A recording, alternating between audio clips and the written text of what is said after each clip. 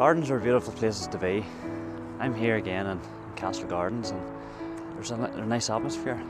That's usually what gardens are. They're a place of peacefulness and they're places where people can get alone with friends. You know, maybe people don't all know the story of what happened before Jesus went to the cross. Jesus had just had the Last Supper with his friends, his disciples, in the upper room, and he went with them outside to the garden, the place at the foot of the Mount of Olives where he had often been with his disciples. And this time he wanted to go a little further, and he asked his close disciples, Peter, James and John, to go with him.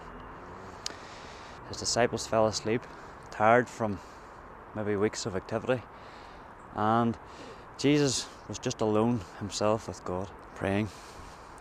He knew that soon one of his own disciples, Judas, was going to betray him. And we read that when he was praying, he sweat just as if there were great drops of blood falling to the ground. He knew that he was going to have to bear your sin and mine and the sin of the whole world, and that was such a big weight that he was going to have to take.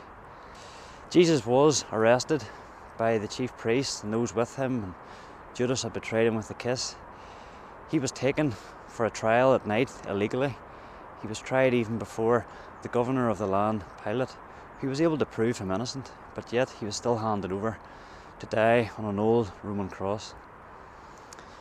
But the greatest thing in the world happened that day, when Jesus was able to act as a mediator, as a go-between you and me and God himself. He was able to do what no one else could do, to bridge that gap between us and God.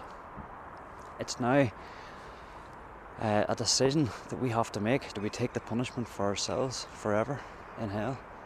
Or do we accept that the Lord Jesus, in his love for you and for me, and his love for this world, died there and took the full punishment that sin deserved on himself, and on the third day rose again? If we believe that, if we believe in what he has done, we can be saved.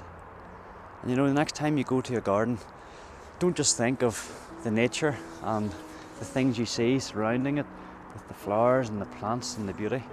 Think of what Jesus was about to go through, the time when he was in the Garden of Gethsemane. And I just want to finish with a short 3 words that we read in the Bible, and they say, God is love. Thanks for listening.